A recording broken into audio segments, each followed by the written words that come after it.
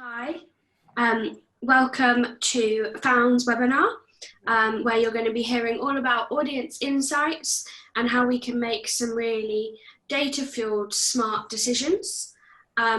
So I'm going to just run through a bit of housekeeping, the running order and things like that for the day.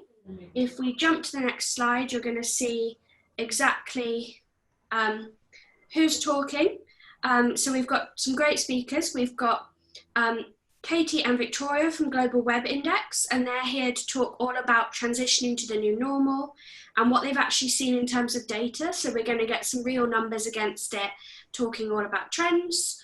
And then we're going to hand over to James from the Found team, who's going to talk to you all about audience research and kind of how to get those informal insights. So I will now hand over to Katie and Viktoriya. Cool, thanks for that, Hannah. Hi everybody, it's really great to be here today and to join the webinar with Found. So we're from Global Web Index, and over the past 2 months we've run multi-market international research digging into the impact of coronavirus on consumers. So today we're going to be going into greater depth about this transitory phase that we're now entering as we head in the direction of normal life in many markets.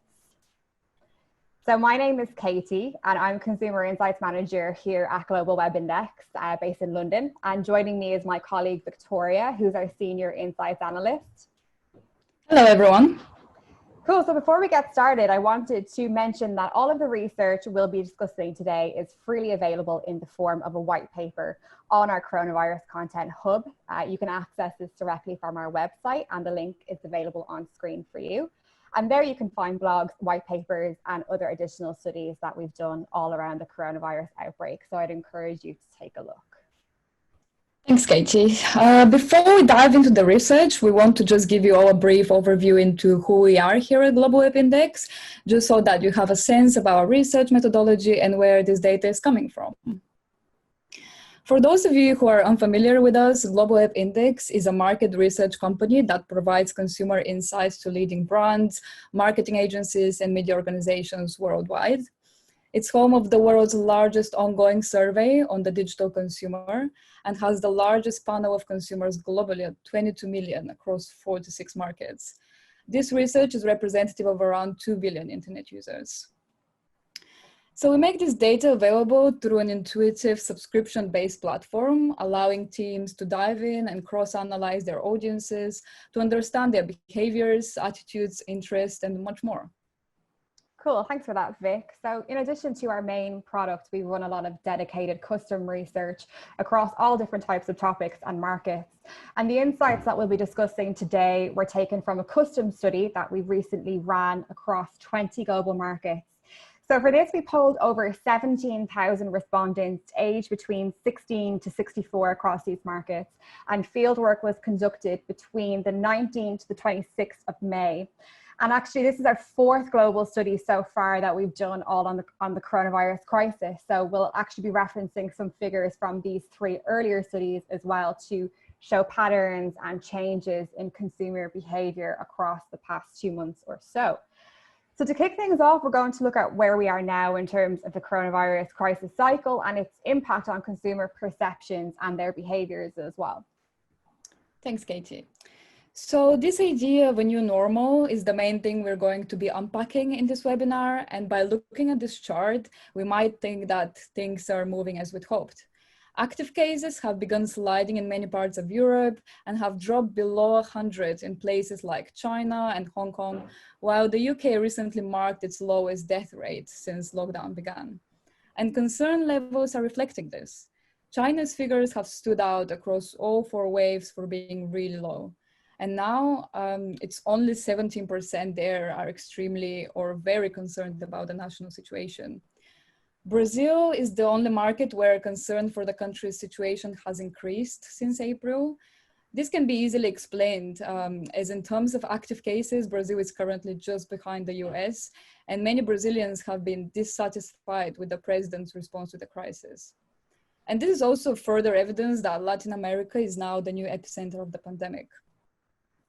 So concern for the world has always been higher, but levels have either remained stable or dropped across all markets, and most notably in Japan and Canada. As we've uncovered before in previous waves of research, Japanese sentiment in earlier waves was influenced by the postponement of the Olympics, among other things. And this frustration seems to have leveled out over time, which is a reality shared by countries that are now easing lockdown. Fading anger toward political leaders and rules feeds into concern levels and helps explain their overall decline. By the same token, less unease toward the global outcome has a lot to do with the media reports showing declining figures and loosening restrictions around the world. But the important takeaway is that concern levels are sliding and look like they're approaching a new phase, and quite quickly. Yeah, exactly. And I think this just shows how easy it is to kind of get ahead of ourselves. It's true that concern levels are dropping overall, and we're seeing many different improvements as well. But as we've seen in just the past couple of weeks alone, cases started to rise again in Beijing, across states in the US, we're seeing many localized outbreaks. So it definitely just shows how quickly the situation can change just as we think we've got it under control. It's worth remembering that a significant part of many populations are still extremely or very concerned about the way things are right now.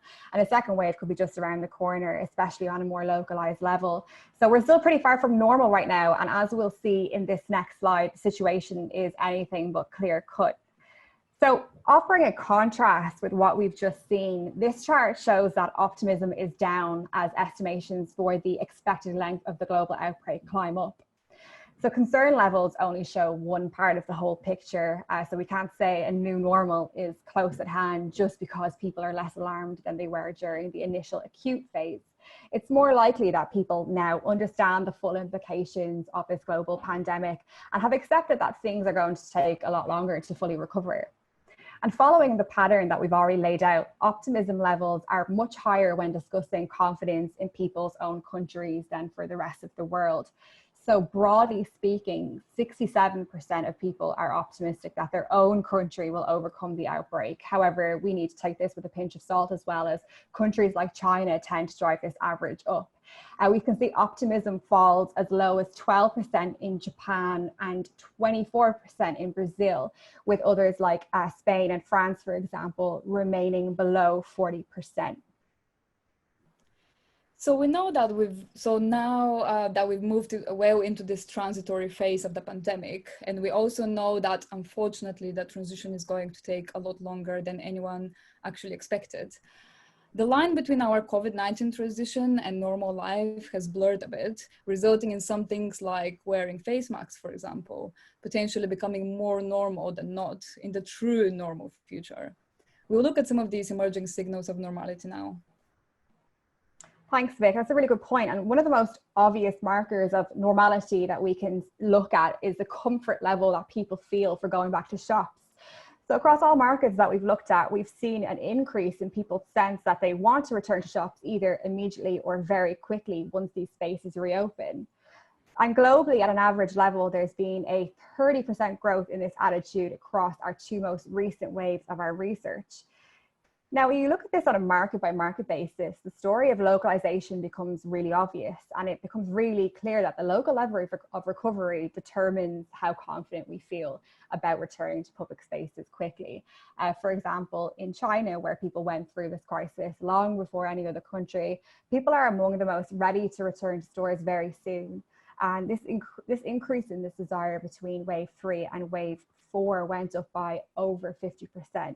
Of course, though, if localized outbreaks do continue to take hold, this might easily change. And I definitely think it'll be interesting to see if this sentiment changes in the future waves of our research. That's right. And you can just as easily look at markets like, for example, Germany and New Zealand.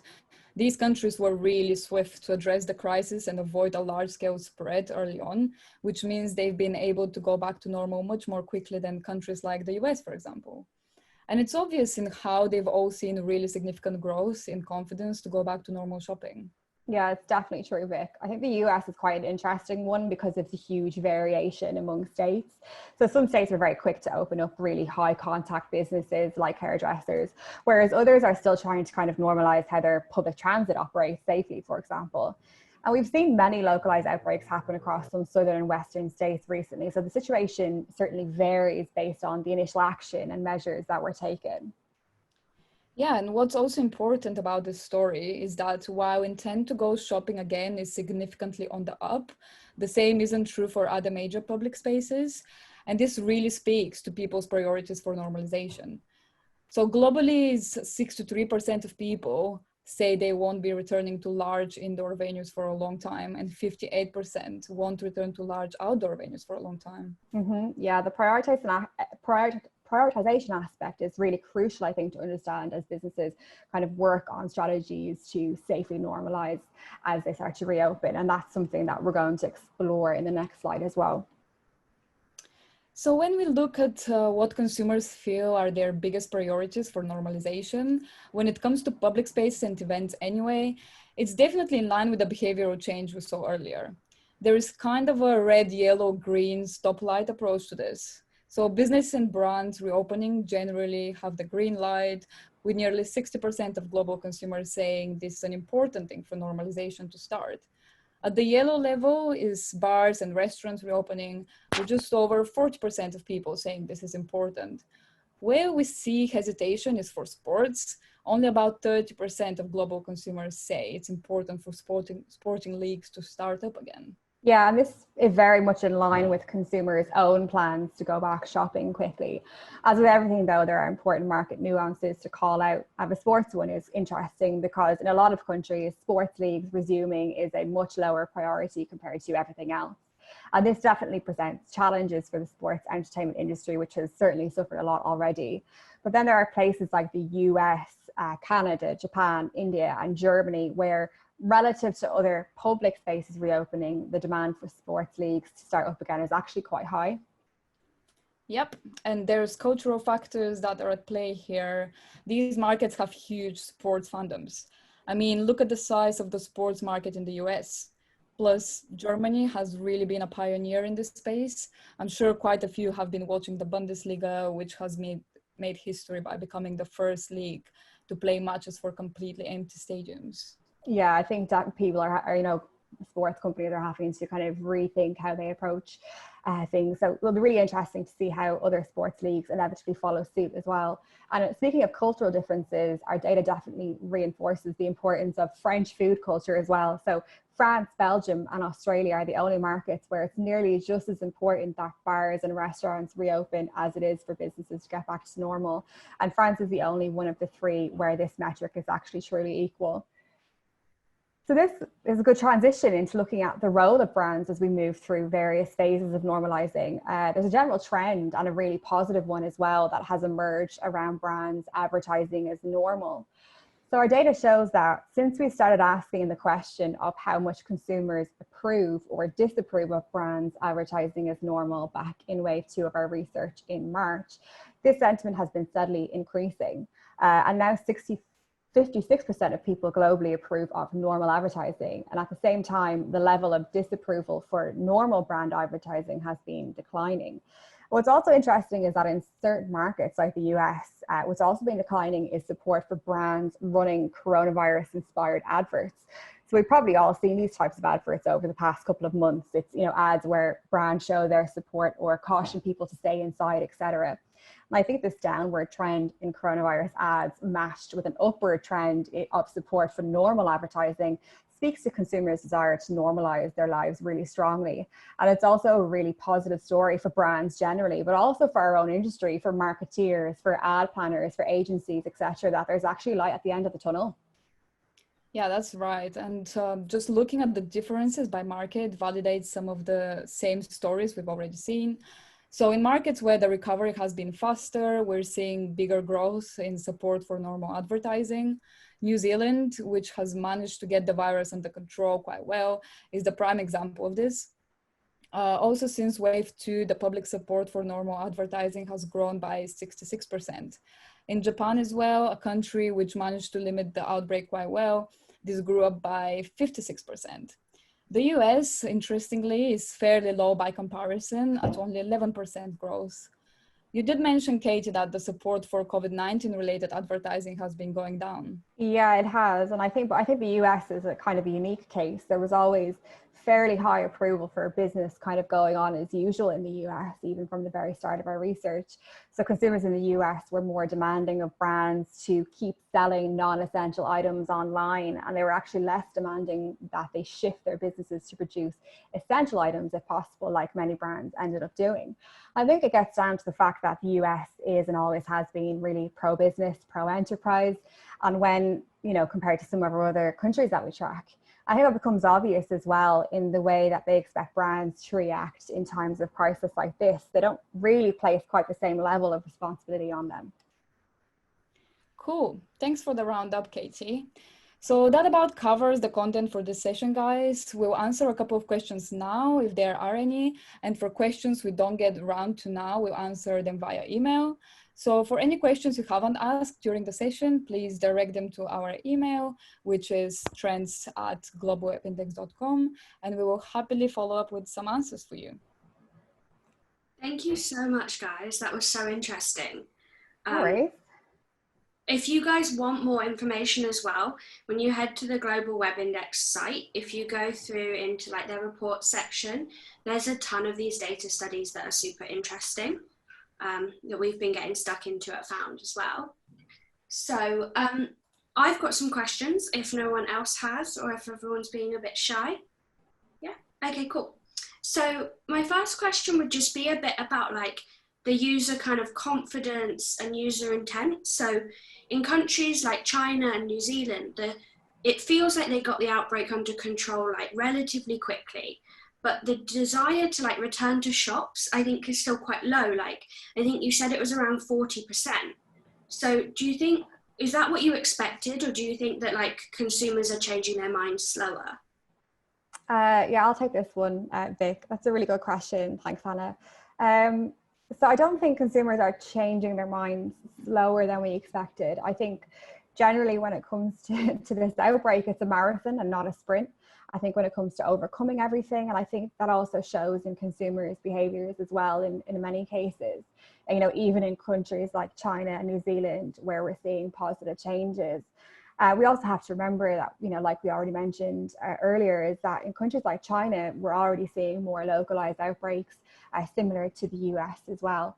So I do think that the threat of a second wave of the virus can weigh heavily on consumers' minds as well. I think this in turn reflects in their behaviors too. So in our last wave of our research, we actually asked consumers which factors are important when returning to public spaces. And we do see a great demand for a range of different safety measures from businesses. So things like regular cleaning of spaces, social distancing measures, provision of hand sanitizer, those kind of things are all factors that the vast majority of global consumers want and are starting to expect as well. So businesses, I think, need to look at what they can do to kind of help consumers feel comfortable again. I don't think it's a case of simply opening up shop and expecting consumers to return. It's also worth noting actually that in our next wave of this research, which is coming in about 2 weeks' time, so it'll be wave 5 of our research, we asked consumers how concerned they are about a second wave of the virus. So I think it'll be interesting to see the results there across different markets like China, for example. Again, that research will be freely available to everybody via our website and available on the link that you can see on screen. So it's worth keeping your eyes peeled for that as well. Thanks, that was such a good answer. We've just had one more question come in as well, which was just, do you have any slides or any data on the research on global events and festivals and kind of what we're seeing on those beyond just the sports events that you mentioned?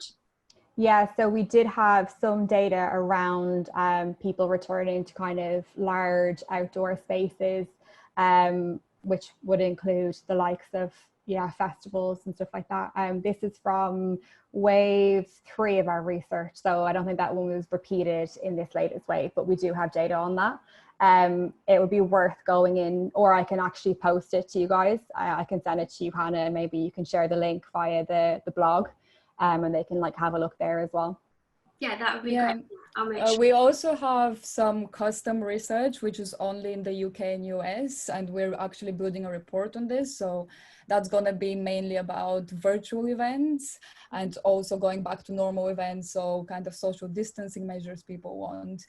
So this report should be on our website in the next 2 weeks or so. Oh, amazing. Can you give us a heads up when that one comes out? Yeah, for sure. Yeah, like we've got so many clients we work with in that space, and like I think we're all desperate to know what people are thinking. Sure. And then final question. It would just be good, like, if you guys had any research about people's kind of personal finance worries in markets that are recovering, versus kind of the ones that have got those ongoing problems and maybe we aren't seeing those recovery signs, and how you think that's going to impact kind of consumer behavior now.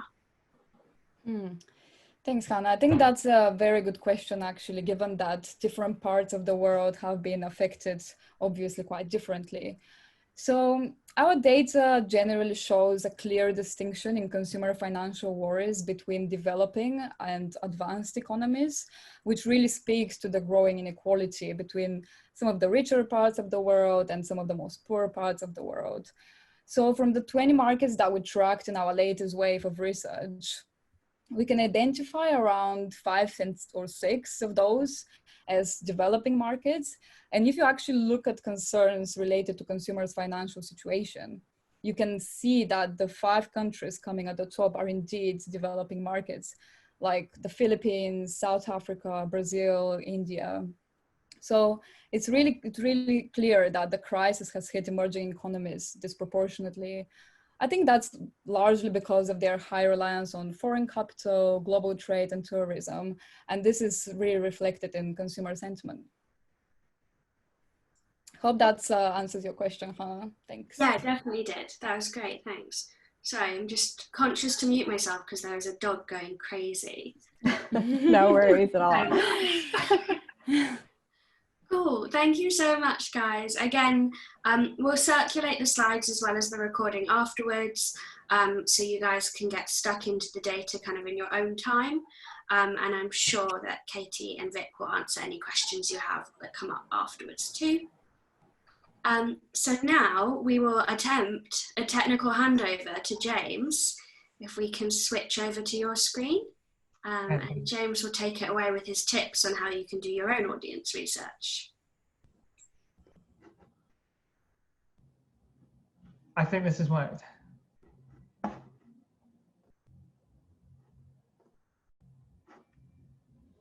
Cool. Yeah, good. Right, okay. So I've titled my talk Informal Insights, which is kind of a complement to what GWI do. So whereas they're formally asking audiences questions to drill down into very specific things, I want to hopefully show you ways you can listen to people when they don't know that they're being listened to in a less creepy way than the way I just described it. My talk's broken into 3 parts. I'm going to do a formal intro before going into the insights bit, and then I'm going to talk about how you can mine social media data, and then what you can do when you have all that data and you're feeling a bit overwhelmed. But just to start off, I'm a data scientist at Found. Before I joined Found, I actually joined Found, interestingly, as a PPC intern, and my role kind of flourished from there, becoming a data analyst and gaining the engineering skills before becoming a data scientist. Data science is an interesting one, and it's a role that's it's very varied, and it depends where you're working and what you're working in. People from all kind of walks of education land into these data scientist roles. If you had a room full of data scientists, half of them would accuse the other half of not being true data scientists. But that is a more pressing problem anyway. But you get people coming from the less technical business backgrounds and acquiring a technical skill set. And then you get this super technical subset of people coming from computer science or computational physics and learning more about the business side of things. I say I kind of in the middle of there. My education was in genetics, and from there I kind of grew the technical skill set. So to me, this diagram shows you kind of all the different skills encompassed within data science. So things you might expect, like machine learning, we like to talk about that a lot. It's pretty much all we talk about. But then things like experiment design, databases, communicating, and as is evidenced by the wonderful bubble graphic, my creativity as well, and the ability to tell a story.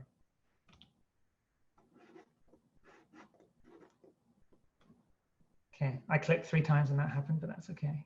So there's going to be 3 themes that I hope are obvious throughout the presentation. The first one is open source. So everything I'm talking about, the idea behind it is that anyone can go away from this and use it without having to cost up an entire budget and acquire a tool for your company. The second one is volume. So even though the tools might be free to use and open source, you can still get a lot of high quality data from it. And then lastly, it's all about taking the time away from having to find the data and store it, and being able to spend more time analyzing the data that you collect instead. So what I'm going to present to you might not be something that you yourself are going to feel like you can go away and do, or you're going to have the time to go away and do. Ideally, I want to help inspire an idea. Maybe you see something that you find interesting, you think is quite cool, and you can pass it along to your analyst. I've gone ahead and I've drafted you an email. What works well for me is if anybody pays me a compliment before asking me to do something, then I pretty much can't say no. So I've written you a template to help you along with that one. Okay, so now into the actual interesting stuff with substance. So I just want to preface the social media side of things by emphasizing the power of social. I'm sure you've heard that a million times. But the cool thing about social media and listening to people on social media is that it's a bit more authentic, it's a bit more honest. If people don't know they're being listened to, then they can tend to be a little more candid. But it's important to bear in mind that you often need to balance it. Let's remember, it's social media, there can be a lot of negativity and echo chambers and things like that to be mindful of. An example to the power of social is each year at Found, we've started trying to predict the Oscar winners each year. We pit our algorithm or our model against the bookies and our resident film expert at Found. We have a couple. Last year we didn't do so great. This year we managed to predict the surprise winner and predict more correct outcomes than the bookies or the film buff, namely Parasite winning the best picture, I want to say, and others. Either way, it won, we predicted it. But the reason we were able to predict it is because, as well as looking at all the previous Oscar data, the directors and actors, previous nominations and things like that, we looked at social media and we looked at the buzz around each film and all the actors associated with the film on the run up to the Oscars and around its release, as well as the way people were talking about them. So the kind of tone of voice people were using to talk about the films, how they were expressing themselves and the kind of emotional content that came through. And it was these features, when we looked back through the model to understand which features were most important in predicting a correct outcome, we found it was the social features, interestingly enough. So I thought that was a nice example. I've left a couple of links in there. The first one is just a blog on our site, as is the second one. One is showing you our predictions, and the second one is just a follow-up if you want to read a bit more about it. So I'm going to start with Twitter, purely because it's usually the easiest social media data to access. They've got a publicly open API that's pretty much virtually unrestricted. There's so much data there, 14 years of historical insight. They get 12 terabytes of information per day on average. And it costs you pretty much nothing to query that data however you want. Although there are limits. So there's 2 ways you can go to finding out about your audience through social media. The first might be a tweet first approach. So you might, as we work in search, it makes sense to start with a search query. And search queries can kind of be a proxy to topics as well. So we might search for a certain hashtag. But if we do that, we run into problems pretty quickly and we tend to exceed the rate limits of the API. So what that means is we send too many requests to get all the data that we need and we get locked out very early on and we don't have much data. The alternative approach, which we like to take and we find very useful and doesn't meet these restrictions, is an audience first approach. So the idea is to craft the people you want to listen to that are relevant to you as a business and listening to what they're saying. One way we found very useful doing this is something called Twitter lists, which I only found out about a few months ago, but I can't believe I'm only just hearing about it. They're essentially curated communities of interest. What that means is somebody has put together a list of people that meet a certain criteria. For example, here, we're looking at chief technology officers. So there are a number of lists people have put together just so they can aggregate their newsfeed and listen to what all these CTOs are saying. So a list of CTOs will just contain a list of CTOs. And there are lots of lists like this that you can pull together to create a massive list of people that you can use as an audience. But Twitter lists aren't very easy to find, but someone has shown me this tool, which does make it easy to find. So I've left a link in there. It's not my tool or anything. We don't get paid for funneling traffic to his site or anything. It's just, I found it useful, and I hope you will as well. You can just search for certain things and you'll find lists that are related to what you need. Now, I mentioned before, it's important to balance the data that you get from social media, because it is a mess. It's important to sense check what you get back. Often what you ask for rarely meets your expectations. Every API is kind of built differently, and while Twitter's is amazing, you still can't predict exactly what you might get back. So what helps is we tend to run an entity analysis, and I'm going to talk in more detail about this later on, so it's okay if that didn't make sense. But essentially, these are two word clouds that when we ran an entity analysis, we could see the different kind of job roles within our audience list of thousands and thousands of CTOs. And we could see where they were based as well. So we can see things clearly like CTO, CIO, Chief Technology, IT Tech, Microsoft. These are all big themes coming out in the word cloud. Probably if you look close enough at the word cloud, you will see some strange words in there. But the point is that the more relevant ones surface more prevalently. And in the locations, you can see things like Silicon Valley, Texas, London, big tech hubs. So right now we've got a good idea that the audience that we've created through these lists are pretty relevant, and we can move forward with the analysis. So one thing we did is we wanted to know, out of these CTOs and this audience that we created, what they're interested in, what they're talking about in relation to data. So there's a couple of approaches we took to this. Something called Word2Vec. It's essentially a model for looking at text data. The insight's more in the application of it, but what you're able to find out is by listening to this audience, you can see that data centers is the #1 talking point in this audience. So the graph shows you that anytime someone's talking about data, I've hidden the numbers in the graph with the faces in the Zoom chat, so I can't quite see, but I think it's 74%. It just means that there's like a 70% chance that if they're talking about data, they're talking about data centers. And things like analytics and driven, so you could start to understand from there that they're talking about decision making and using data to drive those decisions. And the same with science. So science includes AI, machine learning, deep learning, and all those topics. So we're able to get a very good picture of the different topics that our audience are interested in, and we can use that to inform content or how we're going to speak to them or what we're going to reach out with them. So Twitter's a great one. I hope I convinced you.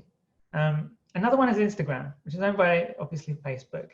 They don't like it. They don't like to share their data with you. Luckily though, I've created a Python package that will let you do that anyway. I've called it PYNSTAGRAM because it was the only pun I could think of. And typically when you name packages, you've got to give it some kind of good pun. I'm happy to rename it pending any suggestion that's good. Essentially, if you want to just give that to your analysts, say, you know, we've got all these profiles on Instagram we're interested in. We want to find out how their followings are changing over time, how well they engage their audience, because it allows you to look at the posts that they're posting, as well as how well people are engaging with the posts, along with any comments and threads related to those posts. But the cool thing is as well, this cuts out a bit of the need for doing your own AI, because Instagram is very image-based. It can be quite a challenge for a company to go from image data to numeric data to insight. A nice little thing that they have in their data layer is an accessibility caption. So if someone is posting pictures about food, what you get in response from the data is the word food. and it becomes a lot more easier to graph. So you don't need to do the image mining side of things. It takes care of it for you. So yeah, I've added the link in there, and that contains instructions on how to use it if people are inclined. To show you an example of that in action, we did a piece of analysis where we were looking on Instagram for potential influencers. So that was our audience in this case. So influencers, the way you look out for them is dependent on how much budget you have. Influencers can have a reach of millions, but you might find that you get better attention from influencers that have a smaller audience because they're more niche. The interests are much more aligned with each other. So what we did is we used that package to get the follow count of thousands of profiles and understand how well they engaged their audience, as well as the frequency at which they were posting. So then once we plotted the size of their audience against how well they engaged them, we were able to pick out the influencers that had smaller followings but demanded higher attention and would cost less to use them in an influencer campaign. So you're not limited to Instagram and Twitter.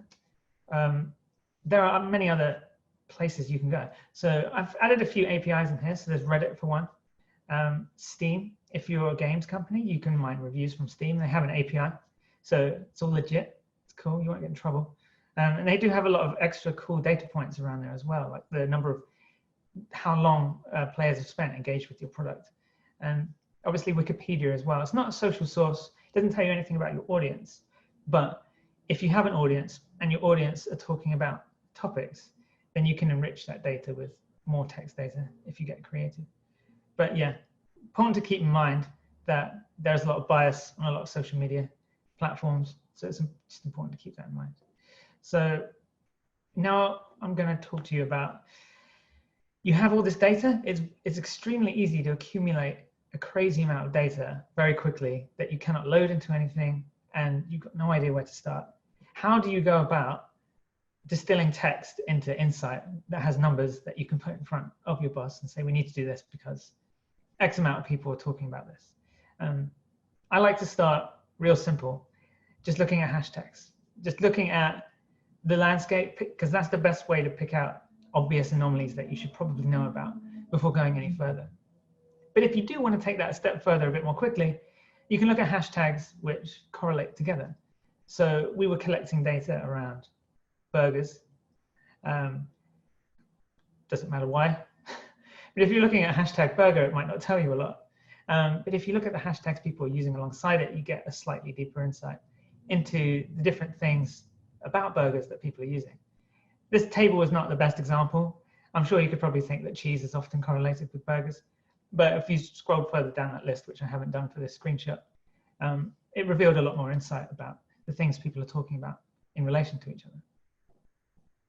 So here's the real cool thing in entity detection. So big companies like Google and IBM put a lot of work into developing resources and algorithms that can lift things from text. And when I say things, I mean locations or people.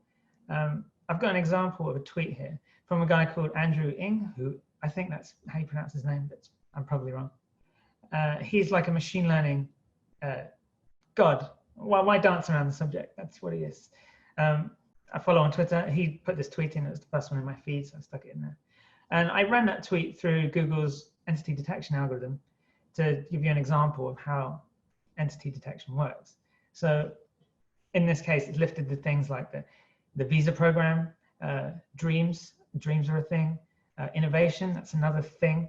So when we have entity detection, we can start to understand what in the text people are talking about at a higher level. It allows us to abstract information. What we also learn is sentiment expressed in text. So you reading this as a human, you can clearly see that he's clearly expressing a negative sentiment about a terrible issue. However, as good as these frameworks are, they're extremely impressive, but there isn't anything yet that can talk to you like a convincing human. And that's kind of exemplified here. Because I ran this tweet through and the sentiment comes out at around neutral. It gets confused. So you see the word bad. Obviously the word bad is bad, but it sees dreams. The dreams is quite a good word, it thinks. I'm speaking for it. It's definitely more nuanced than that, but it's difficult when you consider all words together to reach a sensible conclusion, which is why you need to make sure that whenever you do this kind of analysis, it's thoughtful and you're sense checking the results as they come in. But people like Google, IBM, I think Microsoft, they all have open APIs that you can use with a pretty generous free tier limit that you can use to automate insight detection. So I wanted to leave you with something hopefully useful that you can go away and apply, or give to your analyst in your email, where you butter up and say, can we apply this? And I'm using an example we did for a certain company. I've called it a cheeky framework. That should give you enough indications to who it was for. Maybe I'm saying too much. Anyway, so you start with your data. It could be tweets. In this example, it's tweets. So the first place I like to start is it's sensible to divide them between negative and positive. It's Twitter, let's be honest, they're mostly going to be negative. So once you've gone through the sentiment, we can actually dive deeper. So positive and negative is cool, but we can then look at the emotion. So things like anticipation and joy. And then the negative side, we see disgust, anger, sadness. There are other emotions as well. So once we have the emotions, we can start to dive into particular issues. We don't know what those issues are yet, but we know how people feel about them. That's a good place to start. So if we follow it through and we look at the different entities that come up in the negative tweets that convey disgust, one of the things that came out was ketchup. And it turns out once we looked at all the tweets that contain ketchup, we did something called topic modeling. And what we understood is that there was an extremely divided opinion around people using ketchup on their chicken in their restaurants. And it was very divisive, very opinion that had a lot of traction in terms of content and relating to an audience. And this kind of framework lends itself to diving into all the different issues. So lastly, I put together a ton of tools that you could use and leverage without having to pay for them because they're open sourced. The time, let's not forget, goes into the analysis. So this helps cut out you having to spend years perfecting your particular deep learning algorithm in order to get something sensible, because Google and everybody, they're already doing it for you. This fast tracks you to insight. So just a couple I want to highlight. There are a lot of R packages in there because I have a preference to it. It's a programming language. But things like social media sources. One thing in that's pretty cool is fast text on the very bottom right. That is from Facebook AI's research team. They basically developed a resource to help transform text into numbers. And then from there, you can use it in a lot of downstream tasks. Maybe you want to cluster your tweets, so you find groups of tweets that are very similar. That's one way you could do it. And it's a very robust framework for going about that. So yeah, thank you. That is the end of my talk. Thanks so much, James. Super interesting. Can I just get you to leave that slide up for just one more minute, please? Yes. Thank you. Sorry. So whilst you're doing that, I'm going to bombard you with questions as well so that you have to multitask. And the first question we've had come in is just about if there's a way to look at your own audience data specifically, and use that to kind of expand your reach rather than just looking at kind of generic, all the data. Yeah, so the way I spoke about here was Twitter lists. That's a cool way to do it. But if you want to find out your own audience, you can always just scan through your entire follower list, see who's interested in you enough to be following you, and look at their timelines and what they're saying and go from there. But then I guess to follow up, like what would be, if your brand doesn't have like a big enough audience to analyze, or like you're not active on social enough, how would you go about it that way? If you may not have enough followers, and sometimes we find that, but we often find that competitors have plenty of followers. And it's something I would include anyway in an audience analysis, is to understand what engages, how your competitors are engaging their audience, or equally how they're not engaging it. So finding all the followers of your competitors is often a good way to go if you don't have a big enough following. Yeah. And then how would you use those sorts of things like the tweet clusters and the data to feed into like your actual like actionable strategy, like a content strategy? So the way we've done it before is previously we've set up a live dashboard that streams data in from these platforms. And on top of that, we run a few programs that run the topic modeling and run the clustering each day on the new data. And what we get out as a result is people are talking about these things today, these hashtags are correlating today. So that's good from a live, if you are creating content on a very reactive basis. So if you want to get it out there quickly, if you're producing tweets and fast content. On the other hand, if you're trying to put together a long-term content strategy, it's good to look back over time, understand the different topics that have engaged the audience, as well as the ones that have engaged them but died off, or ones that are starting to trend upwards further. Nice, thank you. Imogen, you have all the questions. So the follow-up on that is, could we use the previous modeling like that to inform like potential stuff in future and predict trends? That's a cool question, because it's actually something I've been thinking about.